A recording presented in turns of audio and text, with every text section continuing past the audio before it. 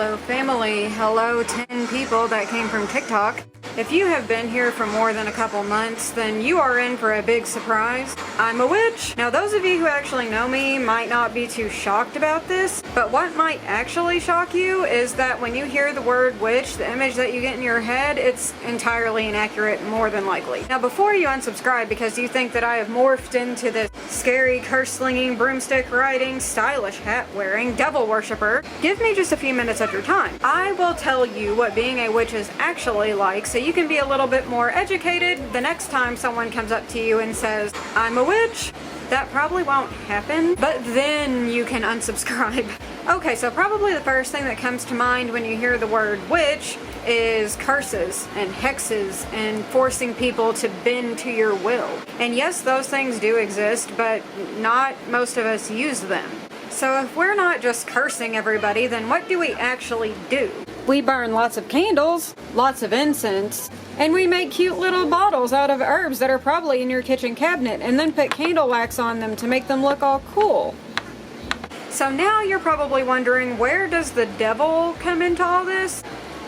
It doesn't. As a matter of fact, most of us don't even believe in the devil. Do we believe in God? Yes, multiple gods, actually. And believe it or not, there is such thing as a Christian witch. This is a person who is full-blown Christian, goes to church, reads the Bible, and they incorporate witchcraft into those beliefs. I myself am a Kemetic witch. Kemeticism was a spirituality that was followed by the ancient Egyptian people. So what that means for me is that I honor and work with the Egyptian gods or deities or deities. A deity is basically just another name for gods. Gods from all the different pantheons. The Egyptian pantheon, the Greek pantheon, and a pantheon is basically just a big family of gods. Gods from a specific culture. And to answer your question about curses, yes, they do exist, but most of us don't use them. I have tons and tons and tons of books. This book is equipped with 1001 spells, and not a single one of them is a curse. As a matter of fact, if a witch wanted to learn about curses or hexes and how to do them, they would probably need to buy a book that is specifically about that. And yes, I have them, but I'm not gonna use them. There are witches who use this type of magic. And even though I don't ever plan to use it, if someone decides to use this against me, then I need to be educated on how to use it and how to fix the problem. So if we're not just throwing hexes and curses all over the place, then what are we doing? Do we do spells? Yes, we do. This little bottle that I showed you earlier is a spell. And if you look at it, it is really nothing more than a glass bottle, some candle wax, and some herbs literally from the kitchen. So what about sacrifice and rituals? Well, sacrificing isn't really a thing, not in the way that you would think of anyway. So if we're not sacrificing things, then how are we pleasing these gods? Well, I work with Anubis, the Egyptian god of death and the afterlife, and he likes chocolate. So I think when people hear about witches and spells, they automatically think that the spells that we are casting are on other people to get them to do something. My first day of being a witch, I vowed to never use any type of hex, curse, or jinx or anything like that, and I promised never use any of my magic to manipulate another person's free will or behavior. Starting to sound a little boring, isn't it, without the sacrifice and the devil and the curses and all that? So what kind of spells do we actually do? There is a spell for everything. There are spells for anxiety and depression if you have it. There are spells for pregnancy, fertility, to attract money, to attract positive energy. This is a great big book of spells that are just for your home. There's recipes for floor washes and bath salts. What kind of ingredients do we use when we are casting spells? Pig tongues? Eyes of newt? Rat tails? No. Basil. Most of my spells require some pretty boring ingredients like cinnamon sticks, green sage, salt and pepper, and other various herbs that you probably have in your kitchen. So what do we do with these ingredients? Well, you have a couple options.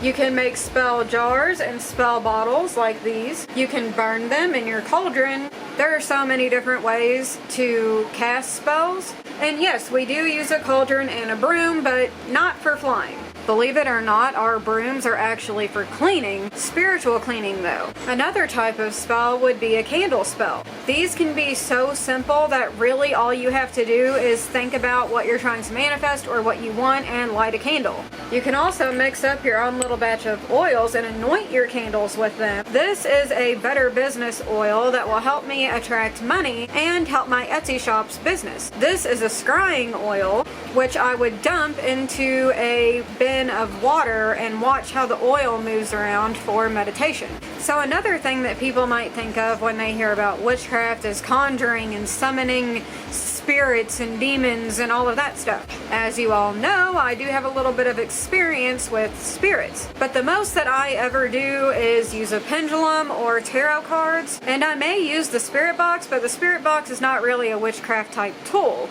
A type of magic that I do pretty frequently is protection magic. Because, like I said, there are witches that use hexes and curses and all of that, and if you happen to make someone mad, they might use one against you. But if it does happen, then you want to be prepared and protected. Speaking of protection, let's talk about some symbols in witchcraft that I think people often associate with the devil. Firstly being the pentacle. The pentacle is a 5-pointed star with a circle around it. You've probably seen one before. People often associate that with Satanism and the devil when it actually has nothing to do with that at all. The pentacle is actually a protective symbol that represents the 5 elements. Earth, air, fire, water, spirit. Because I am a Kemetic witch, I wear Egyptian-style protective amulets. This is an Ankh, it's a symbol for life, and this is the Eye of Horus, which is also a protective symbol. I also wear a black tourmaline necklace. This is a very grounding crystal. It's very protective and it's very good for empaths. This helps to ensure that you do not absorb any energy from any other person and that your own energy stays with you. Here are some of the crystals that I have. I don't have a very extensive collection, but they all have their own properties and they all do their own thing. The same goes for herbs. Every herb, even the ones in your kitchen, have their own properties. Some are good for attracting money, some are good for protection or attracting love. One of the biggest rules in witchcraft is that nothing goes to waste. There is a way to use everything. Even the ashes from your incense. This can be blended with regular table salt to create black salt, which is a very protective mineral. Now let's talk about my name change. If you know me in person, you may have noticed that I have changed my name on everything. Facebook, Instagram, everything. I did that for a couple of reasons, but let me explain to you what the name Juniper Ahmose means. So one of my first days of studying witchcraft, I was reading a book, just a regular book about witchcraft. And this word popped into my head. It was my spirit guides and they said juniper. And I had never heard that word before. I had no idea what it was. And I was like, Jupiter? No, juniper. And I was like, what the heck is a juniper? So I completely ignored it and I turned the page in my book and it opened straight to the chapter on witchy names. There are a few different reasons why a witch changes. It's partly because if someone wanted to use a hex or a curse against you, it would be a lot more difficult for them to do so successfully if they don't know your birth name. So I opened to this chapter in my book about witchy names and it's talking about how your witch name normally has something to do with nature. So I was like, you know what? I'm gonna Google it. And I Googled juniper and it was a freaking tree. I was like, oh, okay. These are juniper berries. And in witchcraft, juniper is a very positive plant. It is an attractant of love and light. It is also a protective plant. And then my last name, Ahmose, means child of the moon in Egyptian. There is so much more to witchcraft than I could ever dream of fitting into a video. But I wanted to post this and kind of explain what's going on with me so no one is taken totally off guard. As far as my content goes, it's going to be relatively similar. I'm still going to have paranormal content because I still do that. I still have my spirit box. We're going to be doing spirit box sessions on here. but there's also going to be a lot of witchcraft content. If you have not come here from TikTok, my camera died. That's okay, I was about to wrap this up anyway. I was just saying I started uploading videos to TikTok one day as literally just like a joke, and then it took off, and now I've got over 30,000 followers on there.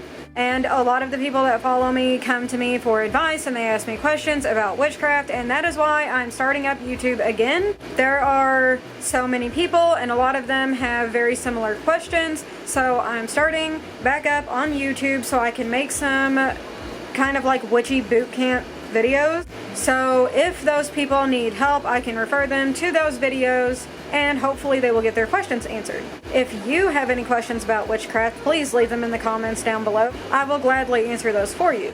And if you've never seen my face before, hi! If you like this video, please give it a big thumbs up, hit subscribe, follow me on TikTok at Juniper.Ahmose, and I will see you in the next one. Bye!